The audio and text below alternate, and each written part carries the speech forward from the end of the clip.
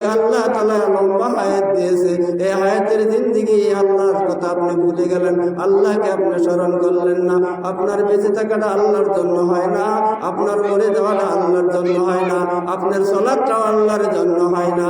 একটা দৃষ্টান্ত দিলে সহজে বুঝবেন ভাই, একটু লক্ষ্য করেন। যদি কোনো মানুষ 35,000 টাকা হারায়, ভাই কয় হাজার টাকা হারানোর কথা বলছি? কোনো মানুষ যদি 35,000 টাকা হারায় আর আপনি যদি 1,000 টাকা পান, আপনার 1,000 টাকার থলিটা নেওয়া যদি আপনি ঘুরেন যে আমি কিছু টাকা পাইছি, আর হারানো যেই ব্যক্তি হারায় গেছে সেই ব্যক্তি যদি বলে আমার 35,000 টাকা হারাইছে, আপনিও একটা টাকার থলি পাইছেন, এই থলিটা যদি আপনি নিয়ে যান যে আমিও কিছু টাকা পাইছি, যেই ভাইয়ের 35,000 টাকা হারাইছে ওই ভাইয়ের টাকার সাথে আপনার থলির টাকা যদি মিলে, তাহলে ওই ভাইয়ের টাকা যদি 35,000 থলির ভিতরে না থাকে, যদি 1,000 টাকা থলির ভিতরে থাকে, তাহলে ওই ভাইয়ের কি ওই টাকাটা কি ভাই ওই ভাইয়ের? টাকাটা ওই ভাইয়ের না। আপনি যে সালাত আদায় করেন, আপনার সালাতটা কি আল্লাহর জন্য হয় কিনা আপনি একটু বিবেচনা করেন। আপনি নিজেই বললেন 35,000 টাকা যার হারাইছে, আপনি যে পাইছেন, আপনার থলির ভিতরে যদি 35,000 থাকে, তাহলে ওই ভাইয়ের। যদি 35,000 না থাকে, যদি 20,000, 10,000 থাকে, যদি 1,000 থাকে, এই টাকাটা ওই ভাইয়ের না। আপনি যেরকম ওই ভাইকে দিবেন না, ওই ভাইও চাইতে পারবে না যে এই টাকাটা আমার। তদ্রূপ আল্লাহ তাআলা বললেন কুল ইন্নাস সালাতি, বলুন নিশ্চয়ই ইন্নাস সালাতি, আমার সালাত। আপনার সালাতটা কি আল্লাহর জন্য হয়েছে? আপনি আলোচনা শোনার পরে একটু বিবেচনা করুন। আল্লাহর জন্য তো এই ভাই খেয়াল করুন, আল্লাহর জন্য দৈনিক 5 ওয়াক্ত সালাত। আল্লাহর জন্য যদি দৈনিক দিন 5 ওয়াক্ত সালাত হয়, তাহলে 7 দিনে ভাই কয় ওয়াক্ত সালাত হয়? কয় ওয়াক্ত সালাত হয় 7 দিনে ভাই? হিসাব বুঝে না নেই? 7 দিনে 35 ওয়াক্ত সালাত হয়। কিন্তু দেখেন আপনার সালাতটা কি আল্লাহর জন্য হয়? 7 দিনে যদি 35 ওয়াক্ত হয়, ওই বেড়ার টাকা হারাইছে 35,000, আপনি পাইছেন 1,000, ওই বেড়াকে আপনি দিবেন না, ওই বেড়াও আপনার কাছে নিবে না। আপনার সালাতটা 35 ওয়াক্তর জায়গা 7 দিনে 1 ওয়াক্ত সালাত করেন, তাহলে আপনি লক্ষ্য করেন আপনার সালাতটা কি আল্লাহর জন্য? আল্লাহর জন্য তার সালাতটা যে দৈনিক দিন 5 ওয়াক্ত সালাত আদায় করে, যে 7 দিনে 35 ওয়াক্ত আদায় করে, তার সালাত আল্লাহর জন্য হইতে পারে। তারপরেও তো আপনি মুসলমান, তারপরেও তো আপনি ইমানদার। আপনার ইমান কত শক্ত! আপনি তো পাক্কা শয়তানের ভক্ত। নামাজের জন্য ডাক দিলে হন বিরক্ত। অনেক মানুষ নামাজের জন্য ডাক দিলে বিরক্ত হয়, কাম করে দেওয়ার জন্য ডাক দিলে বিরক্ত হয় না, বোঝা উঠায় দেওয়ার জন্য ডাক দিলে বিরক্ত হয় না, আপনার ক্ষেতের কাজ করে দেওয়ার জন্য ডাক দিলে বিরক্ত হয় না। খেরের পালা মানুষ দেয়, একজনে যদি ডাক দেয় অনেক মানুষ আসে, কিন্তু দাওয়াত দিলে নামাজের জন্য ডাক দিলে সব মানুষ আসে না। তাহলে দুনিয়াটা আপনি বুঝলেন, আখেরাতটা আপনি বুঝলেন না। সাহাবী আজমাইন আখেরাতের জন্য জান দিতেন, মাল দিতেন। সূরা তাওবা 111 নম্বর আয়াতে ইরশাদ করেছেন সূরা তাওবা 111 নম্বর আয়াতে ইরশাদ করেছেন ইন্নাল্লাহা আশতারা মিনাল মুমিনিনা আনফুসাহুম ওয়া আমওয়ালাহুম বিআন্না লাহুমুল জান্নাহ। মুমিন বান্দার কাছে আল্লাহ তাআলা জান্নাত বিক্রি করছেন 2টা জিনিসের বিনিময়। ভাই কয়টা জিনিসের বিনিময়ে জান্নাত বিক্রি করছে? আপনি 2টা দেন কিনা এবার আলোচনা শোনার পর একটু বিবেচনা করেন। মুমিন বান্দার কাছে আল্লাহ রাব্বুল আলামিন জান্নাত বিক্রি করছে 2টা জিনিসের বিনিময়। সূরা তাওবা আয়াত নাম্বার 111 কুল ইন্নাস সালাত ইন্নাল্লাহা আশতারা মিনাল মুমিনিনা আনফুসাহুম ওয়া আমওয়ালাহুম বিআন্না লাহুমুল জান্নাহ। মুমিন বান্দার কাছে জান আর মালের বিনিময়ে জান্নাত বিক্রি করছি। আমরা ভাই জানও দিতে রাজি না, মালও দিতে রাজি না আল্লাহকে। আমরা কিভাবে জান্নাতের আশা করি? আমরা দুনিয়ার লাইনে জান দিতে চাই, আমরা দুনিয়ার লাইনে মাল দিতে চাই, কিন্তু দিনের লাইনে মাল দিতে চাই না। সাহাবী আজমাইন দিন বুঝে তারা দিনের জন্য জান দিতেন, দিনের জন্য মাল দিতেন। আপনি দিনের জন্য জান দিতে চান না, আপনি দিনের জন্য মাল দিতে চান না, আপনি দুনিয়ার রাজা বাদশাহী পাওয়ার জন্য জান দিতে প্রস্তুত, দুনিয়ার চেয়ারম্যানই পাওয়ার জন্য জান দিতে প্রস্তুত, দুনিয়ার মেম্বরি পাওয়ার জন্য জীবন দিতে প্রস্তুত, দুনিয়ার রাজা বাদশাহী পাওয়ার জন্য জীবন দেওয়ার জন্য প্রস্তুত। সাহাবী আজমাইন আখিরাত পাওয়ার জন্য জান দেওয়ার জন্য প্রস্তুত। লা ইউমিনু আহাদুকুম হাত্তা ইয়াকুনা আহাব্বা ইলাইহি মিন ওয়ালিদিহি ওয়া ওয়ালাদিহি ওয়ান নাসি আজমাইন। ততক্ষণ পর্যন্ত খাঁটি ঈমানদার মুমিন হয়ে হইতে পারবেন না যতক্ষণ পর্যন্ত আপনি আপনার ছেলে মেয়ে পিতা মাতা আত্মীয় স্বজন সকলের চেয়ে অতঃপর নিজের জানের চেয়ে যতক্ষণ পর্যন্ত রাসূলকে আপনি মহব্বত করবেন না। আজকে কি তারা রাসূলকে মহব্বত করার জন্য আসছে?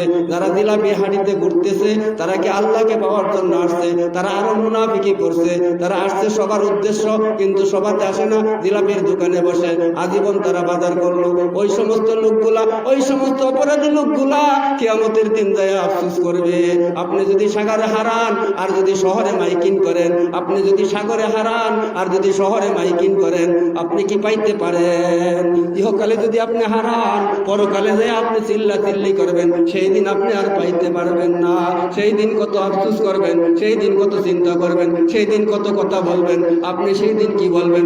অনেক কথাই বলবেন। আপনি আপনার আল্লাহ তাআলার কাছে বলবেন, আল্লাহ আমার ছেলে মেয়ে স্ত্রী পুত্র যা আছে সব তুমি জাহান্নামে দাও, আমাকে তুমি মুক্তি দাও। আপনাকে যদি দুনিয়ার একটা রিমান্ডে ডাকা হয়, আপনার যদি দুনিয়ার একজন ফাঁসির জন্য ডাকা হয়, আপনি এই দুনিয়ার ফাঁসির থেকে বাঁচার জন্য সম্পদের দিকে মায়া করবেন না।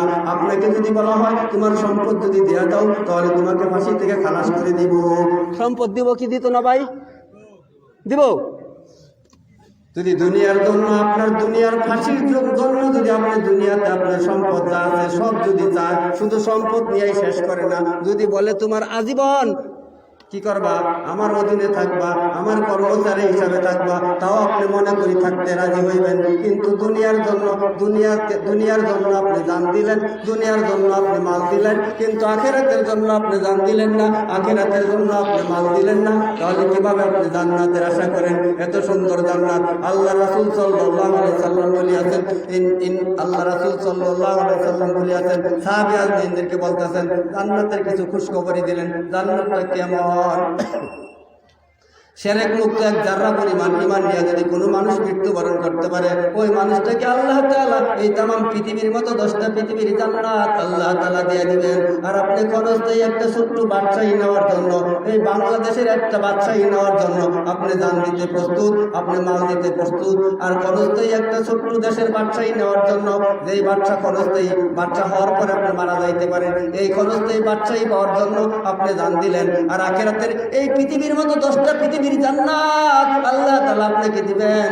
সেই জান্নাত আর কেড়ে নেবেন না, সেই জান্নাত আর শেষ হবে না, সেই জান্নাতের হায়াতে শেষ হবে না। দুনিয়ার বাদশাহী আপনি শেষ হয়ে যাইব একদিন না একদিন, কিন্তু আখিরাতের বাদশা হইলে আপনার আর বাদশাহী শেষ হবে না। সেই আখিরাতের চিরস্থায়ী বাদশাহীর জন্য আপনি জান দিতে প্রস্তুত না, আখিরাতের বাদশাহী পাওয়ার জন্য আপনি মাল দিতেও প্রস্তুত না। কিন্তু আপনি ঠিকই শুনলেন, বুঝলেন না। আপনি শোনার পরে, বুঝার পরে না বুঝার বাহানা করলেন, দেখার পরে না দেখার বাহানা করলেন। দেখেন আপনার মতোই মানুষ 5 ওয়াক্ত সালাত আদায় করে, আপনার মতোই মানুষ 5 ওয়াক্ত সালাত আদায় করে না, তারাও মানুষ, আপনিও মানুষ। সেই ব্যক্তির যদি 5 ওয়াক্ত সালাত জামাতের সহিত আদায় করলে তার যদি সমস্যা না হয়, তাহলে আপনার কেন সমস্যা হয়? আপনি দেখেও দেখলেন না, আপনি শুনলেও শুনলেন না। আল্লাহ তাআলা আপনাকে এত সুন্দর কলব দিলেন, আল্লাহ তাআলা আপনাকে চক্ষু দিলেন।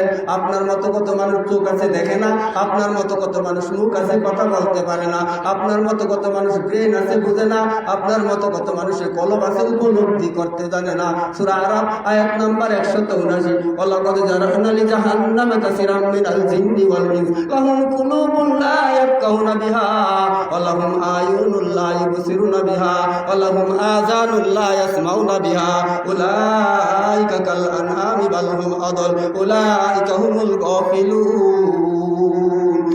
চেষ্টা করলেন আপনার কানের কথা, আপনার কলবের কথা, আপনার চোখের কথা। আল্লাহ তাআলা বললেন তোমাকে আমি চক্ষু দিয়েছি, তোমাকে আমি কর্ণ দিয়েছি, আযান আপনি শুনতে পান। আযান দেওয়ায় আপনারা কি শুনেন না? আযান আপনারা শুনতে পান। এই কান দেওয়ার পরে আযান আপনি কান দিয়ে শুনেন, শোনার পরে আপনি কানের হক আদায় করলেন না। এই জন্য আল্লাহ তাআলা বললেন তোমাকে আমি কান দিয়েছি শোনার জন্য, তোমাকে আমি চক্ষু দিয়েছি দেখার জন্য। ফি কুলুবিহিম মারাদুন ফাজাদাহুমুল্লাহু মারাদা। তোমাকে আমি এত সুন্দর কলব দিয়েছি, এই কলবটা তুমি নষ্ট করে ফেলছো, এই কলবটা তুমি দাগ ভরায় ফেলাইছো, এই কলবটা তুমি জম ভরায় ফেলাইছো। এই জম ধরা কলব দ্বারা তোমার ভালো কাজ করতে ভালো লাগে না। আল্লাহ তাআলা আপনাকে আমাকে যে কিছু কথা শুনলাম, এই কলব পরিষ্কার করার তৌফিক দান করুক। সকলে বলে আমিন। আল্লাহ রাসূল সাল্লাল্লাহু আলাইহি সাল্লাম বলেছেন কলব পরিষ্কার করার একটা ওষুধ, আজকে একটা ওষুধ আপনি নিয়ে যান। এই ওষুধটা আপনার টাকা লাগতো না, সময় নষ্ট হইতো না, পড়তেও কষ্ট হইতো না। আল্লাহ রাসূল সাল্লাল্লাহু আলাইহি সাল্লাম বলেন আর শয়তানু জাসিমুন আলা কলবি ইবনে আদম, বনি আদমের কলবের উপর শয়তান বসিয়া ওয়াসওয়াসা দেয়। ফাইজা যাকারাল্লাহ খানাসা ওয়া ইজা গাফালা ওয়াসওয়াসা, রাওয়াহুল বুখারী, বুখারী শরীফের হাদিস। যদি কোন বান্দা জিকির করে তার কলব থেকে বায়ু ছাড়তে ছাড়তে শয়তান ত্যাগ করে। আপনারা যতদিন বেঁচে থাকবেন ততদিন আপনারা জিকির করবেন। জিকির কি? মানুষ সামনে পাইলেন, একজন মুসলমান সামনে পাইলেন, তাকে সালাম দিলেন, আসসালামু কাবলাল কালাম, কথার আগে আপনি দিলেন সালাম, এটা আপনার জিকির হয়ে গেল। আমরা যেন আল্লাহ তাআলার হুকুম মানতে পারি, এই জিকির অবস্থায় যেন চলতে পারি। আল্লাহ রাব্বুল আলামিন আপনাকে আমাকে জিকির অবস্থায় চলার তৌফিক দান করুন। সকলে বলি আমিন।